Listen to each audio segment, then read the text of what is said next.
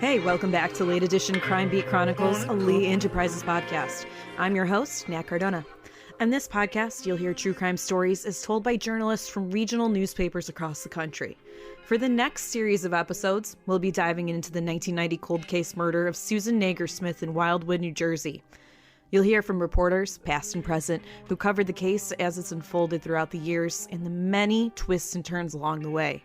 If you missed any episodes of the Susan Negersmith case, please go back and give those a listen. As mentioned last time in my interview with Yvette Craig, the Negersmith family never got much closure when it came to Susan's death.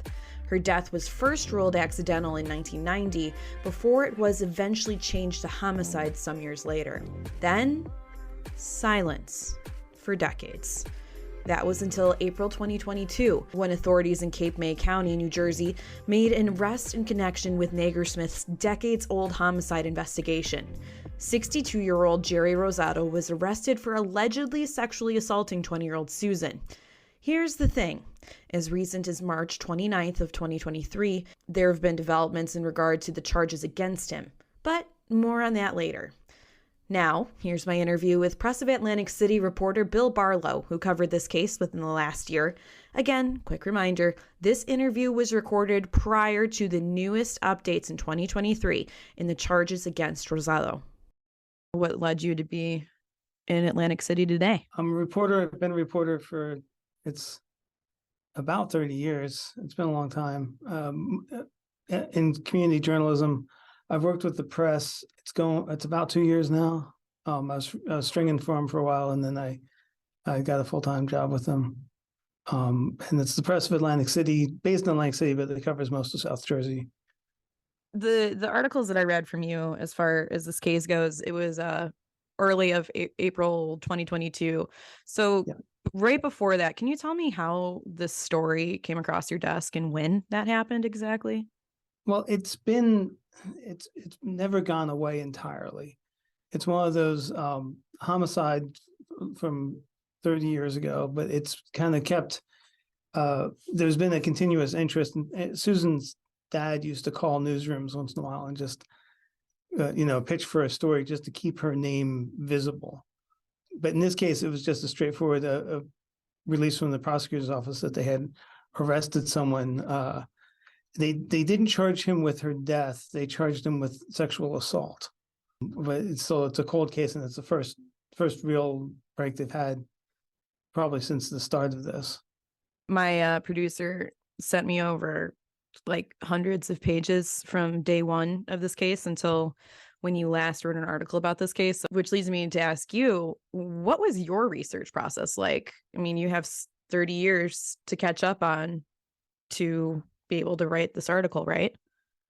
Well, the initial research was just, I'm fairly familiar with the case, and I was reading up on some of the old stories, like Yvette Craig's stories, and then also information from the prosecutor's office and from the police. They released information about the accused.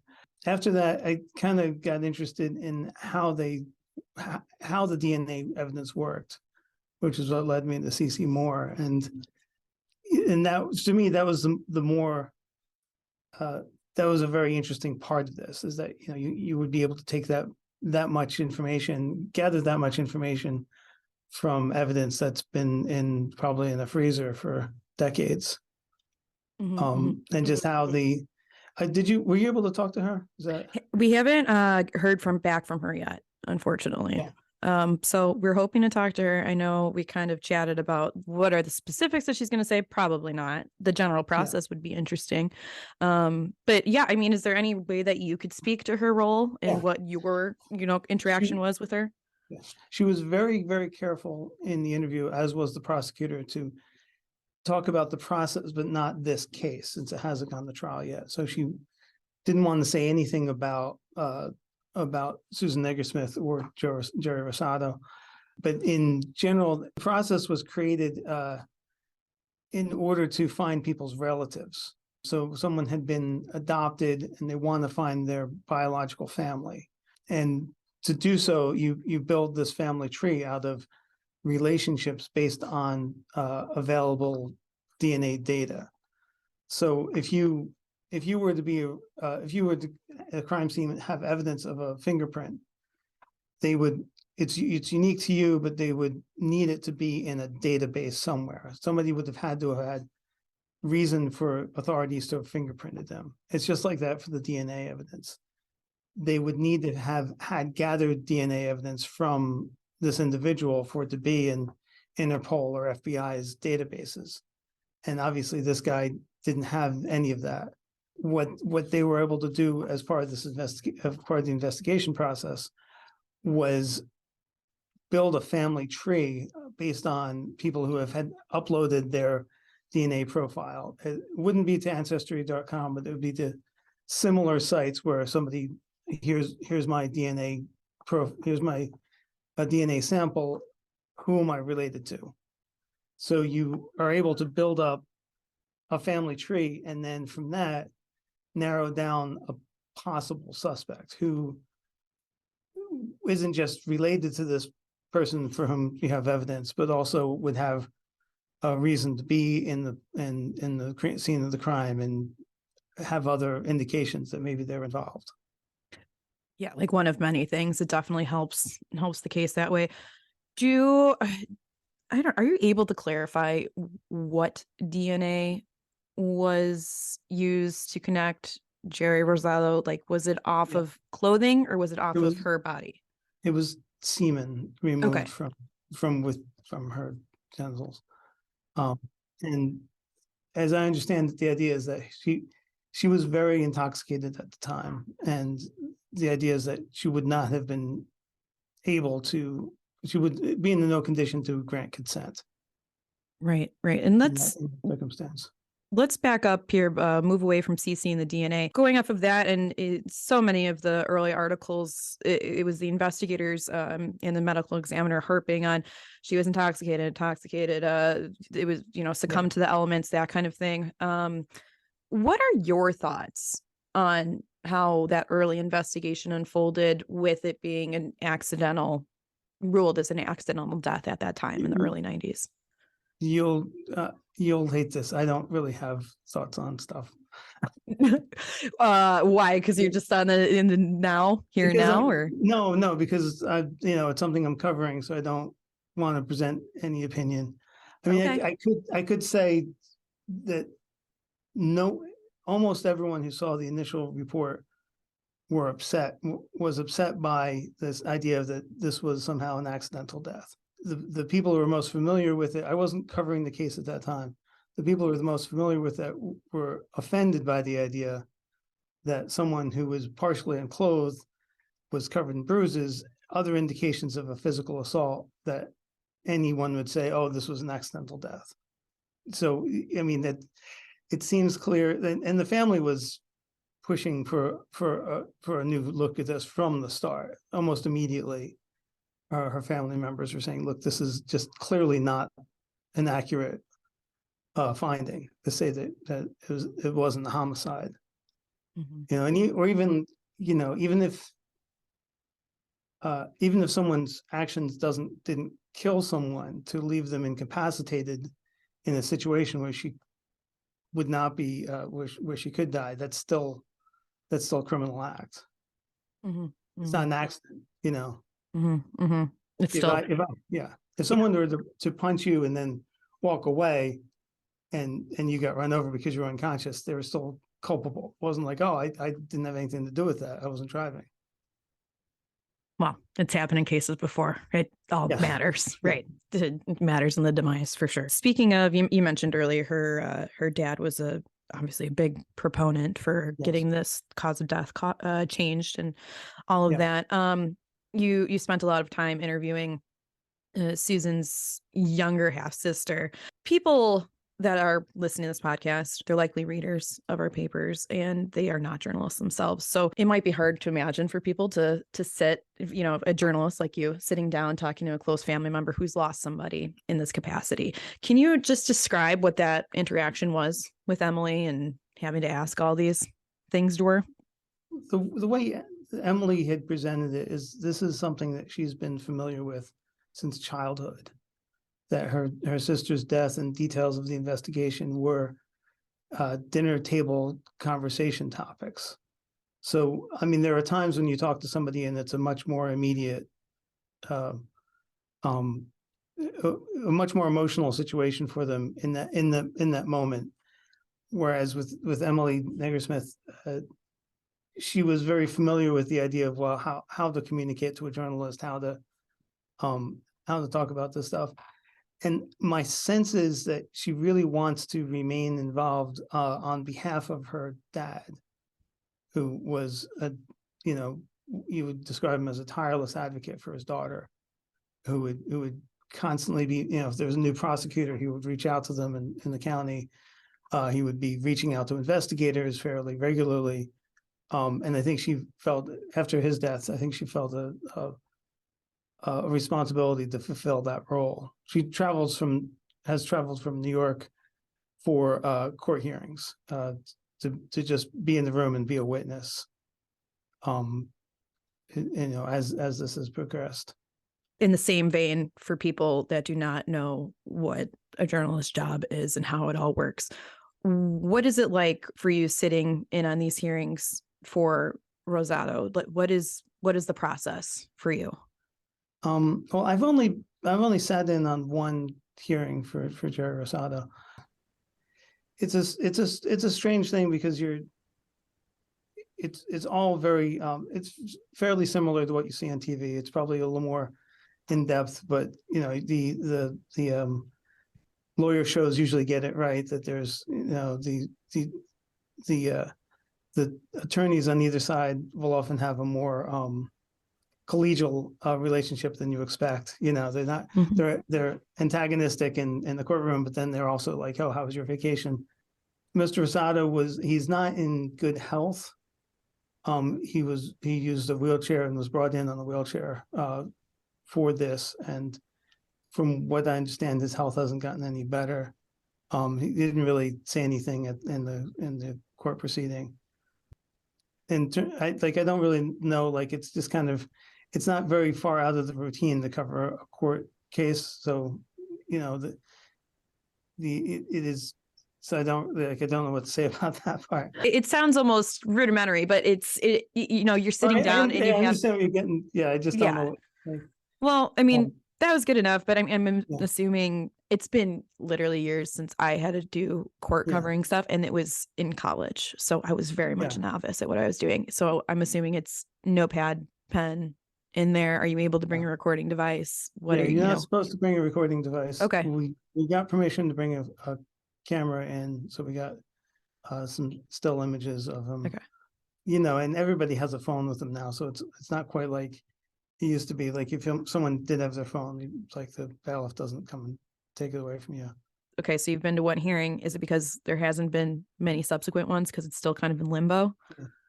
As I understand it, the defense, I've reached out to his defense attorney and I haven't heard back from him, but the defense is challenging the charges based on just the length of time that the statute of limitations would be up on this. And it's still being in the process of going before the judge. Jerry Rosado he's still in county jail.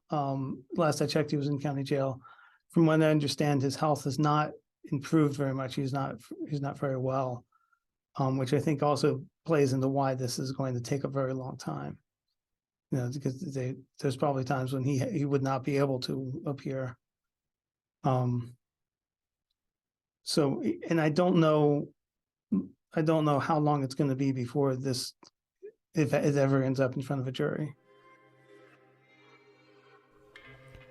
We need to take a quick break, so don't go too far.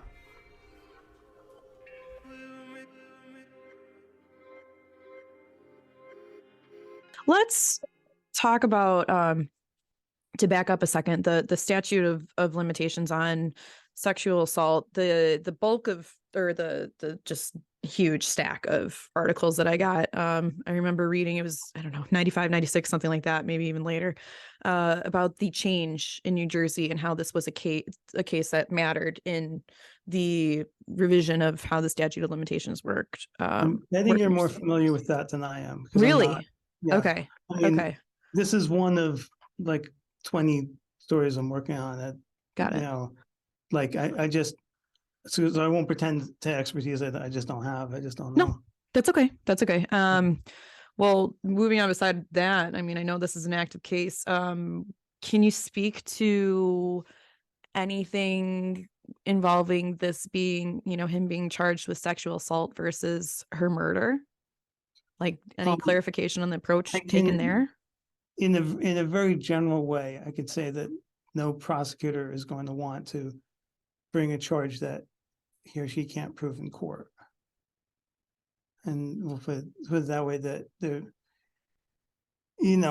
people, I wouldn't, people can draw their own conclusions as to his culpability. But, it would appear that the prosecutor doesn't feel like there's enough evidence to prove beyond a reasonable doubt that he was responsible for her death. I'm sure people feel differently. I'm sure the family members have their own ideas about that. Where are we today? I know you kind of just teetered on it. It's like, okay, so Yeah. we're not going to say that this guy's going to die before anything goes, but like, what is your day to day with keeping tabs on this case? Where do we go from here? I mean, it's one, like I said, it's one of multiple stories I'm juggling. So I don't check in, but I do check on the court dockets and things like that, and just to see if there's any proceedings. And there are sources who would I believe would let me know if there was some specific change in his status. But as for the next scheduled court appearance, I don't know when that's going to be. Mm-hmm. And you have But not written anything about this since April of last year, correct? I haven't written anything since April. Because that's how much of a standstill this has been. If I got anything from the defense attorney, I would write that up. But so far, that hasn't come back. So, and he's got a public defender who I'm certain has a considerable caseload. So, but do you want to talk just a little bit about the like in 1990, like what was going on? Enlighten me. Yeah, is a young woman, she's 20 years old and drives down from her hometown's a fairly quiet area of New York State, like I think about an hour and a half out of the city, and drives down to Wildwood, which had a party reputation at the time. And all indications are that that's what she was doing. She was having a fairly extensive party for Memorial Day weekend, 1990. So part of the accusation at the time, which I'm not certain if it really holds much water, but that the reason that they held off on a ruling of homicide was to avoid the indication that it's not safe for your daughter to come to the Jersey Shore and have a good time. That and you were saying with the intoxication, I mean it's been presented a lot, but I think it's also the family is not contesting that she was intoxicated to the point where she was unable to find her way back to her apartment. So she was in a specifically vulnerable position. Now, so making no assumption as to Jerry Rosado's guilt or innocence at the time, he's 63 now. He would have been, in his 30s, and she was 20. So that there is a specific difference there, but I don't know if you just don't really know if they even spoke or if they were spent time together. Yvette's reporting indicated that people had heard screams from surrounding buildings.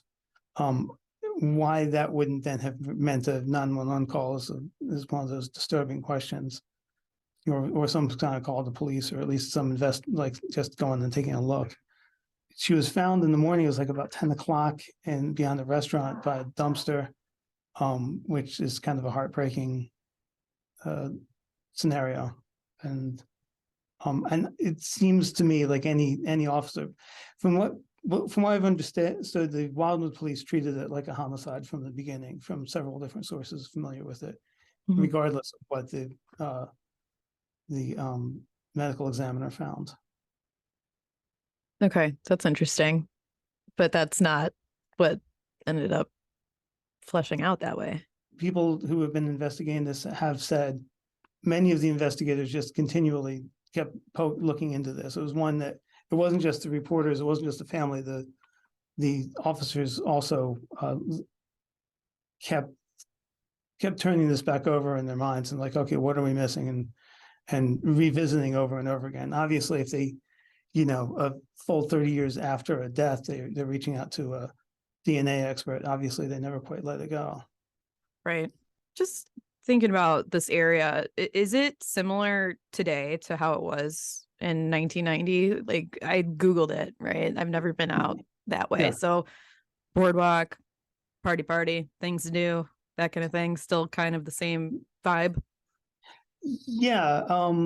So there's it. So we're talking about Cape May County, which is a little cape at the very bottom of New Jersey. And along the edge of Cape May County are a series of barrier islands, and each one has its own communities on it. They're islands, but there's bridges and stuff. People don't even really notice they're on an island. They each have their own kind of flavor. But yes, people still come down and parties. There's still overindulgence by young people. There's still bars that cater to young crowds that open in the summer very enthusiastically. That there was a bit of a change in 2020, obviously, but it seems like it's back. And I don't think somebody who had been drinking beer and sitting on the beach in 1990 or in 1970 would feel enormously out of place in 2023 when the summer comes along. They'll be puzzled by the cell phones, but the vibe doesn't really have, to me, it doesn't seem like it's changed all that much. Okay. And just for logistical explanation here, the accused, Jerry Rosado, is from Millville. Is that nearby? What's the proximity to this area? It's about maybe a 40-minute drive. It's not enormously far. Okay.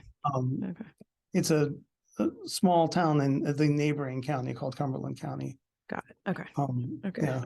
So people from Millville or Vineland or those communities will often come for day trips just to go to the beach, have dinner, go on a ride, and go home. So Okay, thanks for explaining that. That was what I was assuming. There's, you can kind of copy and paste that to different states, and I was guessing that would be similar to what we kind of even have here. On March 29th, 2023, the sexual assault charges against 63-year-old Jerry Rosado were dismissed, and he was released from jail and brought to a health facility. No one has been charged with Negersmith's murder. That is all I have for you for right now, but keep an ear out for the next episode as we bring you entirely up to speed with the latest updates on those dismissal charges in this case. If you like what we do here at Late Edition Crime Beat Chronicles, please be sure to subscribe wherever you get your podcast. See you later.